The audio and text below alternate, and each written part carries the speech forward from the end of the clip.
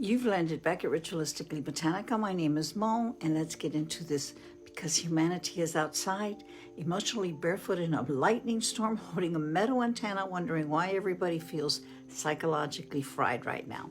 People keep talking about this upcoming blue moon on May 31st, like it's some cute little moon water manifestation event where you light a candle, whisper into the universe, journal for 12 minutes, and suddenly all your problems dissolve into spiritual glitter. That's not what this is. Now, before we even get into the astrology, let me tell you something strange that happened to me on my trip to Puerto Rico last week, because the timing of it now feels a little too on the nose to ignore. On my last day in San Juan, I went hunting for tarot cards. Not casually either. I mean, actively looking. Old San Juan tourist areas, shops, little side streets. I thought surely somewhere in Puerto Rico I'm going to find a deck that wants to come home with me. Nothing, nada, not one damn tarot deck anywhere. I'm walking around sweating in Caribbean humidity, starting to feel personally victimized by spirit at this point. And the only thing I ended up finding was this little crystal shop called Turquesa with an oracle deck called the Healing Oracle Crystal Reading Cards by Rachel Charman. That would be this one. And immediately, something in me went, oh, so this isn't about prediction. This is about healing. Now, here's the part that made me stop afterward, because sometimes spirit has the subtlety of a cat knocking a full glass off the counter while staring directly into your soul. The only crystal jewelry I took with me to Puerto Rico were 2 labradorite rings. That's it. Didn't consciously think about it either. Just grabbed them, wore them the whole trip. And now, sitting here, talking about this blue moon, Jupiter in Cancer, community versus network, emotional truth surfacing, all of it suddenly, labradorite makes perfect sense, because labradorite is threshold energy. It's transition energy. It's discernment. It's seeing what's underneath the surface without completely losing your damn mind in the process. And honestly, that's the overall healing crystal I would recommend for this full moon, labradorite, because this moon is not soft. This moon is not interested in protecting your delusions just because they help you sleep at night. This moon wants clarity, emotional clarity, relationship clarity, family clarity, community clarity. It wants to know what is real underneath the performance. Labradorite, take action. So that's your message from the crystal world. Now, let's talk about what a blue moon actually is before social media turns it into another spiritual marketing campaign run by somebody who just discovered astrology 3 Thursdays ago. A blue moon is traditionally the second full moon in a calendar month. Rare enough people noticed it. Symbolic enough people assigned meaning to it. That's it. The moon is not literally blue unless Earth once again collectively made poor decisions. But astrologically, blue moons tend to behave like emotional echoes. So something you thought was done comes back around one more time, because apparently there's something that you've been trying not to see, and your nervous system did not absorb the lesson thoroughly enough from the first time when we had that full moon in Scorpio. So one more realization is coming up, one more confrontation, one more emotional hemorrhoid, if you will, is crawling back out from the underworld, demanding attention. It's like your grandmother visits you spiritually in a dream, reaching down from heaven just to bite you in the ass because growth was apparently not enough, and now accountability has entered the family group chat. Stop avoiding this. That's the message. Stop pretending this is going to resolve itself. And this one lands in Sagittarius. which people constantly reduce to travel and positivity because everybody wants Sagittarius to be some carefree little wonder, frolicking through Europe, eating pastries while posting inspirational quotes. And honestly, Sagittarius can be that. I am Sagittarius, and I just got back from a trip. So yeah, travel's in the agenda. Love to travel. But I have never taken a trip that I didn't come back from feeling that I have touched something within myself that I had not been noticing or paying attention to. So no, Sagittarius is the search for meaning. Gemini gathers information. Sagittarius asks, okay, but what the hell does all this actually mean? Sagittarius wants the larger story, the philosophy, the worldview, the truth underneath the noise. And Sagittarius is ruled by Jupiter, which is where this whole thing gets emotionally loud, because Jupiter has already been sitting in Cancer for a while now, and Venus recently walked into Cancer beside it, carrying emotional expectations, talking relationship tension, attachment wounds, and everybody's unresolved family business stuffed into an oversized purse. Now, this matters because Jupiter's preparing to leave Cancer soon and move into Leo. So this blue moon is hitting during the final expansion wave of Jupiter in Cancer. Last call, last emotional flood before the tide shifts.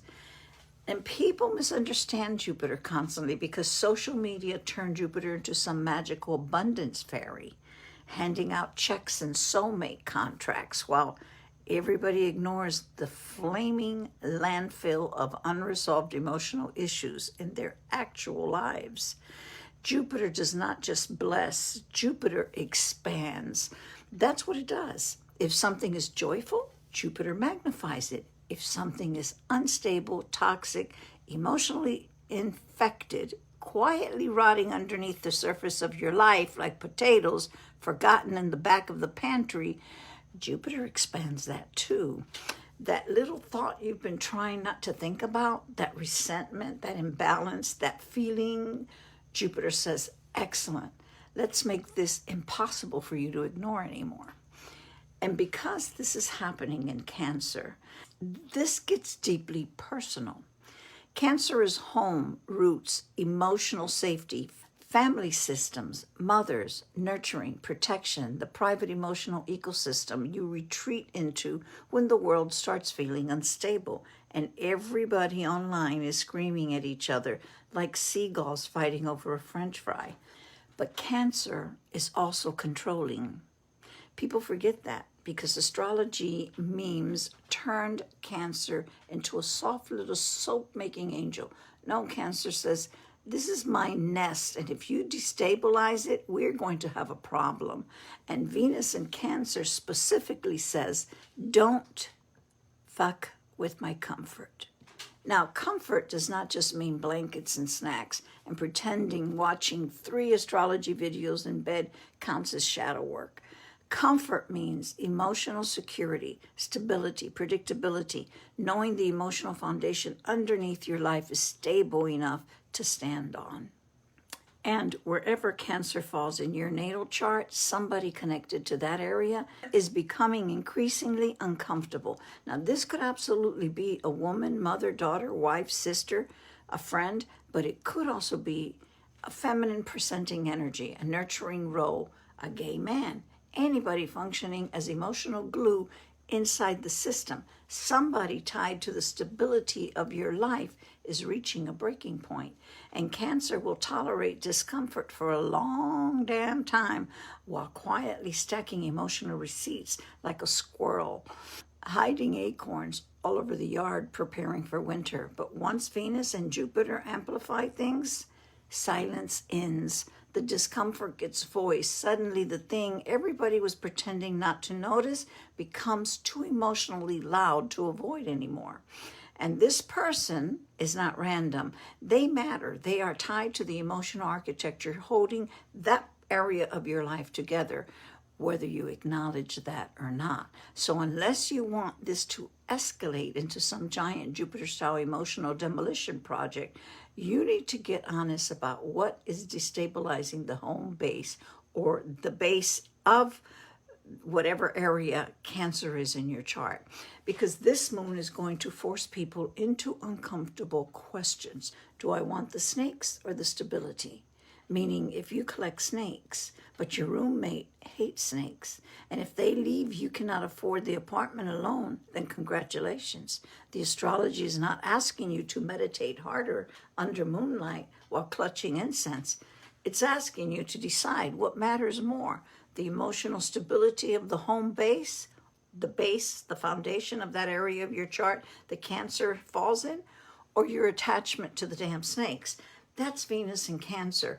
And now here's where I want to pull in the tarot, because tarot moves emotionally faster than astrology does. Astrology is architecture. Tarot is the emotional weather inside the room.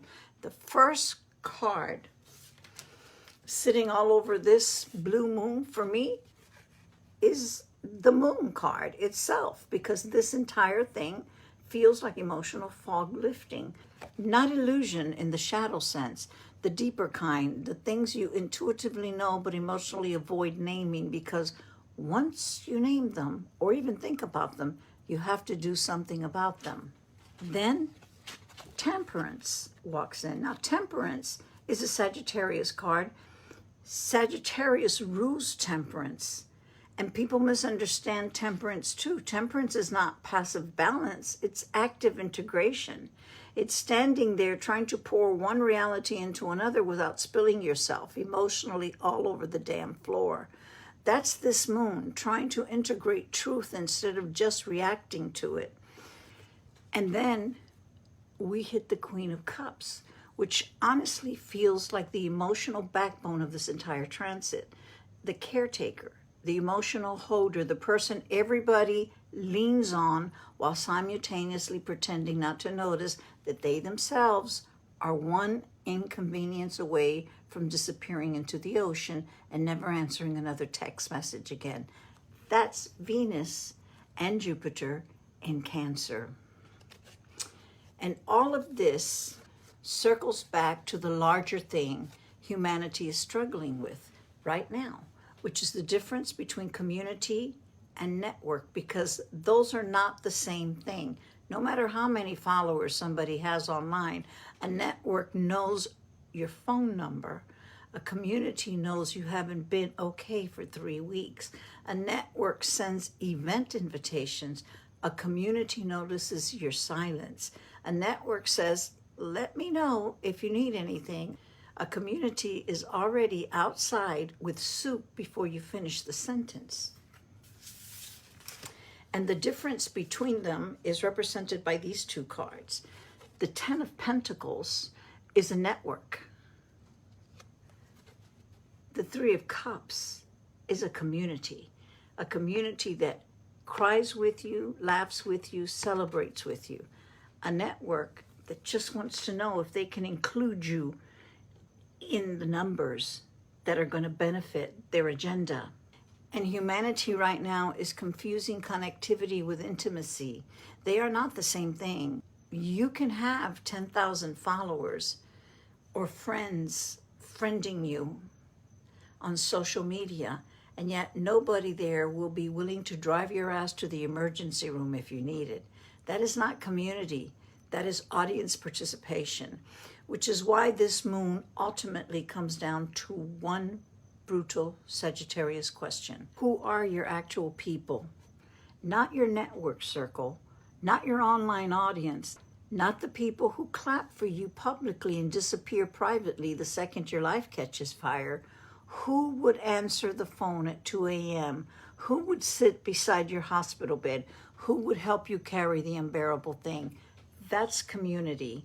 And Jupiter in Cancer is expanding every crack in that structure until you finally see it clearly, whether you wanted to or not. And honestly, this whole era feels like standing at the edge of a cliff, terrified to look down while simultaneously stretching one hand out with your cell phone, trying to capture the horizon because some part of you knows this moment matters. even though the wind could knock the damn thing out of your hand, and every survival instinct inside your body is screaming, back the hell up. That's the fool. But you still reach because something inside you still wants truth. That's Sagittarius. And Jupiter is making damn sure you cannot ignore it anymore. So, Labradorite, charge it under the moonlight and take action. The right action. Get clear on what needs to be made clear. That's all I've got for you. Bye now.